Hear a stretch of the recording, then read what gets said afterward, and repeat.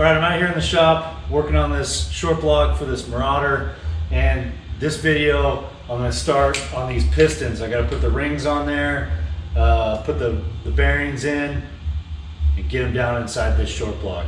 Take a look at these rings. These are Hastings rings, part number 4628. This is probably going to be one of the more tedious parts of building an engine. Is, you know, you got to file each ring for each piston. It just takes a long time. That and when you're doing a 32 valve, when I get to the heads and I start taking all those valve springs off and lapping all the valves. But I'm gonna lay these out. I like to lay them out, you know, piston, the top ring, number 2 ring, and the oil rings. And I have a whole procedure on kind of how I go about putting these things in there. All right, so I have my rings laid out. I got my top compression ring, my second compression ring, and then I got my oil control rings.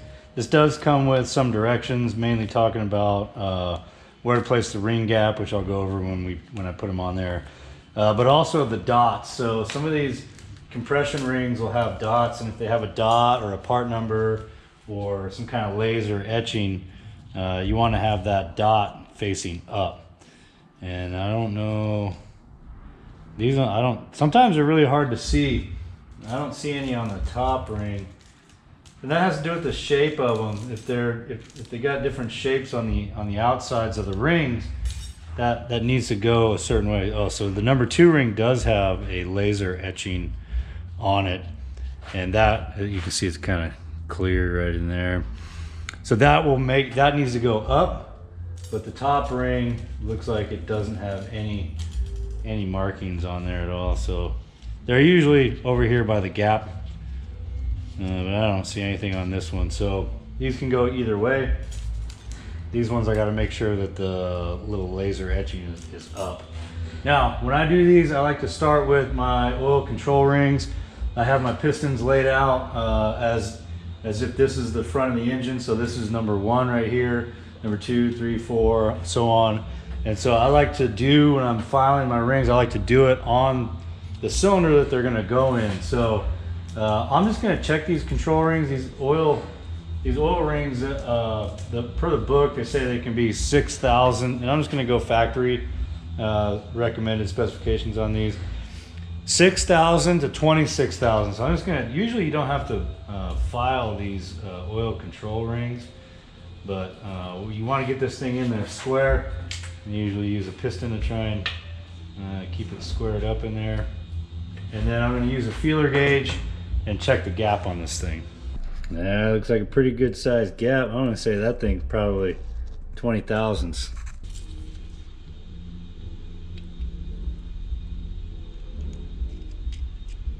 All right, this is my biggest feeler gauge, 35 thousandths. And that, oh, I think it might be a little less than 35. So that's big. But number 1 was my biggest cylinder.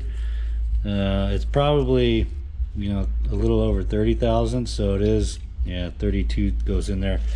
So it is pretty big. All right, so I measured the next one. It was right at 26,000. So I'm gonna put that one on top. So now I'm gonna put this little expander ring on there. This goes on first. And this thing, it's kind of wavy. You want to make sure that it doesn't overlap once you get it on there. So I'm going to work that thing on.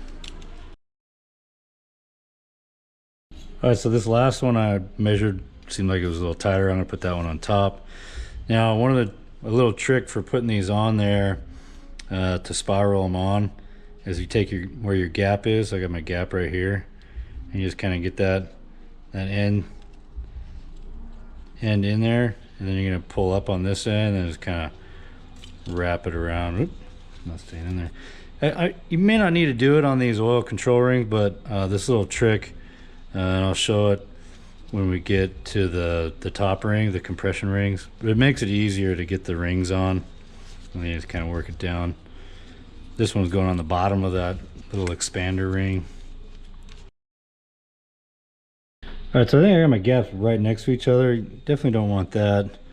So I'm going to try and spin these apart. My expander ring, I like the gap back here, and then one oil control ring here, and then one oil control ring there. Let's see if I can move this around. I got this lower ring over here. I got the expander ring on the back side. I'm gonna go ahead and put this one where the gap is gonna be kind of over here on this corner. All right, now I'll do the same with my number 2 compression ring. And the reason why I like to do the oil ring and actually put it on the pistons, because now the ring is going to stop the piston kind of evenly, and I can use that as a tool to make sure that that piston ring is nice and square in there. All right, so I got 16 thousandths on this ring, and this is the number 2 ring. The specifications are 18 to 22 thousandths, so I'm going to take this and file it out to a couple thousand, try and get to 20 thousandths. I got my ring filer all set up. I'm not going to go too much into detail on filing rings. I have a whole video on how to do that. If I remember, I'll put the link up here if you want to watch it in depth. But I measured the top ring, and it was 18 thousandths as well. And so I can't put any material back on that. So the top rings are going to be 18 thousandths. So I'm going to actually take the number 2 ring to 22 thousandths so that the top ring gap is smaller than the bottom ring gap. 18 thousandths is the max for the top ring. And you don't want your bottom ring to be any tighter than the top ring. So you want the top ring gap shorter or smaller than the second ring gap, and that's to help with the blow by. You don't want the blow by getting caught, causing ring flutter or whatever. Bottom line is I'm going to go 22 on my number 2 compression rings and 18 on my top compression ring. I may not even have to file my top rings.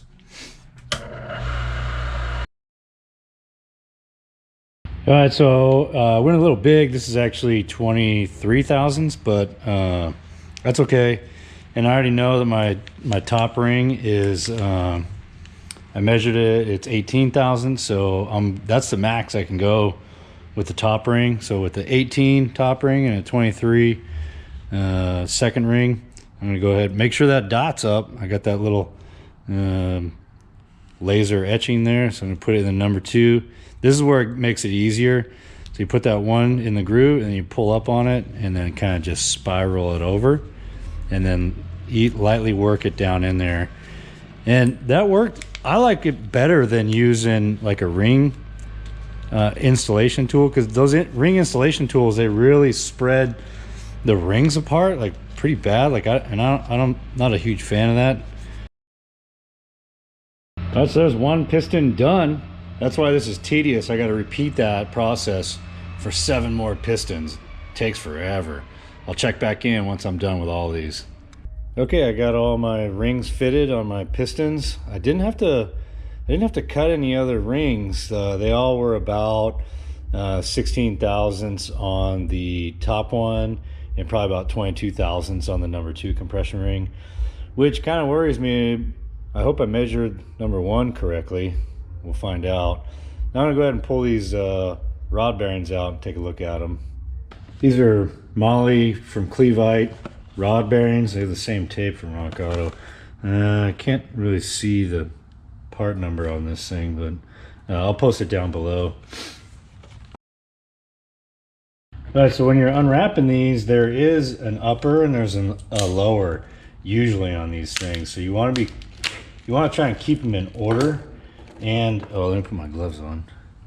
I like to wear gloves because I don't want to get any of the acids or oils or anything like that from my fingers on these things and etch them. But you want to keep these in order. There is an upper bearing and a lower bearing, and like I said, I try to keep them in order. So like the number 1 is going to go with the number 1.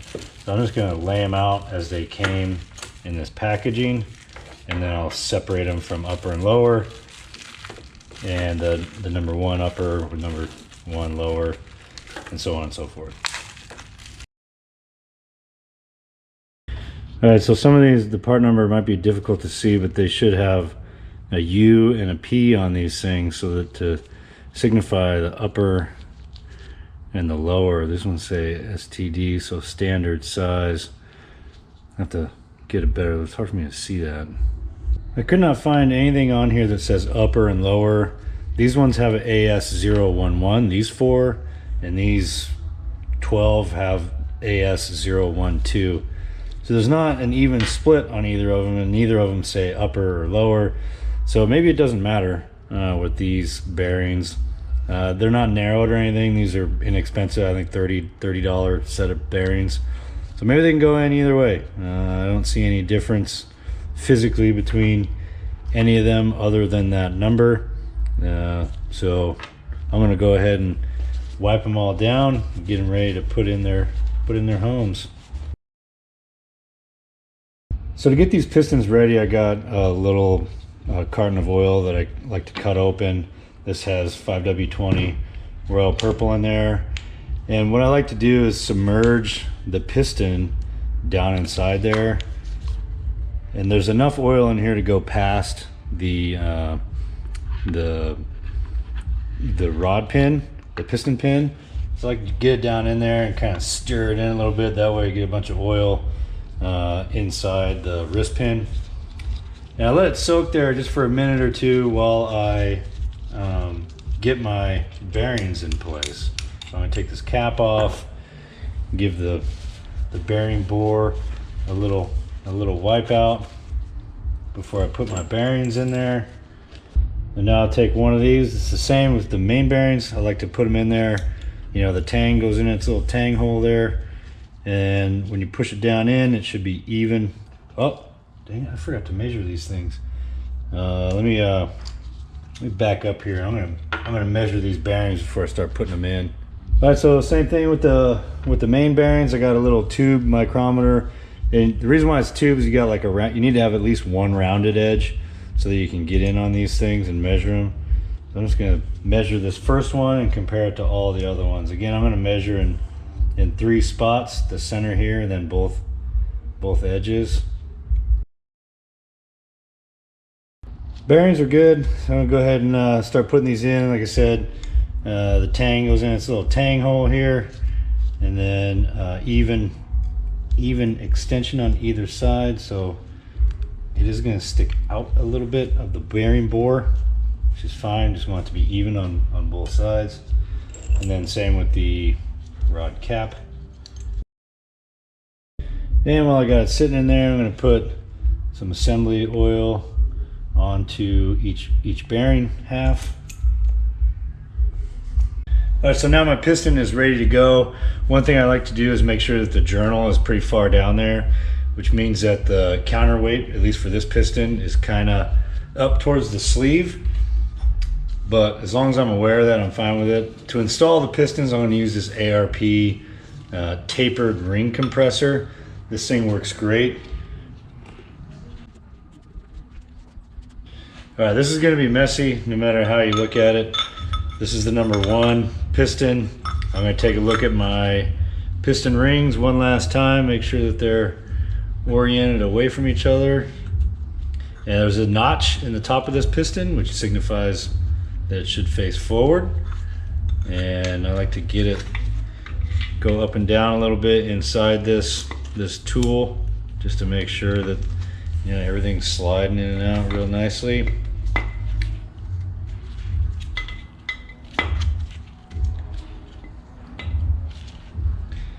And now with the skirts hanging out, I'm going to ease this rod down in there.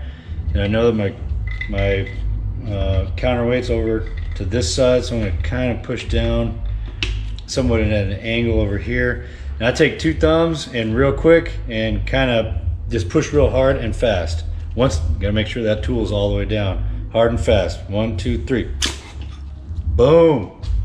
So nice. And now with the piston in, I can kind of guide the rod as I push it down. Guide the rod onto the journal. And I don't want to do it too fast because I don't want to nick that journal. All right, now I can get the rod cap on there. Again, you want to make sure it's the tang to tang here. So we got No tang on this side, that means the tang is on the other side. These are fractured too, so it's pretty hard to get these things backwards. If you got a big gap between your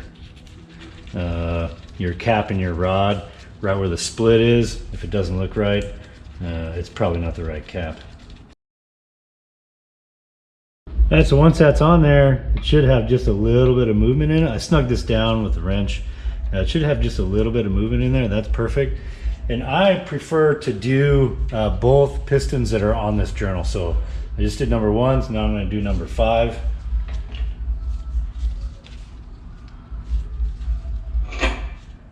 Okay, so for number 5, I'm just going to repeat the same procedure.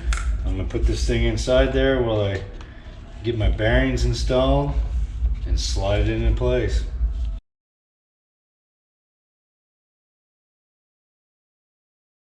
All right, one of the reasons why I like to do one journal at a time is one, once I get them snugged down, I can see if it'll still rotate pretty easy. And the more of these pistons that you get in there, the more difficult it's going to be to rotate the crankshaft around, because the piston rings are going to cause friction. But I get an idea that if there's a problem, I can narrow it down to at least this journal. And once you get them on there, there should be just a slight amount of forward and back movement on these things, like maybe 2 to 3 thousandths or so. There is a measurement on them, but I usually just check to make sure that they can wiggle back and forth just a little bit. So I'm just going to go ahead and repeat that for all the journals down, and I'll check back in with you once I got them all in. All right, I got all the pistons in there and snugged down. I'm going to rotate it around. And each time I put one journal in there, I would double check to make sure the thing still rotates. It feels pretty good. So now what I'm going to do is I'm going to torque them in sequence. I like to go down and start from the front. And I'm going to do 15, 15, 15, 15, and then 30. And then it says I'm supposed to go 90 degrees, but since I'm reusing these bolts, which I'm not supposed to, I might only go 45 degrees and see what the torque is on them.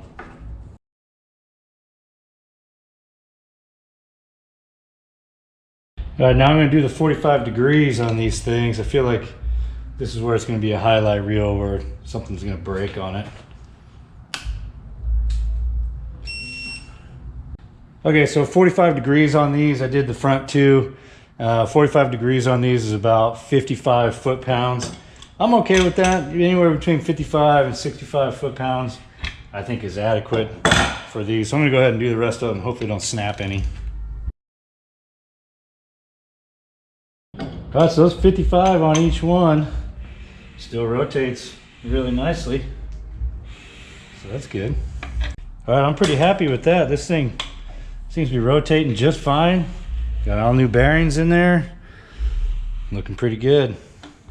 All right, I'd say the short block is done, so that's good. Now next, I'm gonna move on to taking apart the cylinder heads so I can put this engine back together and get it back up in this Marauder. If you got any questions, let me know. I've never done one of these budget builds before. I'm cutting a lot of corners on it. I hope it still runs. But let me know if you got any questions or comments down below, and thanks for watching.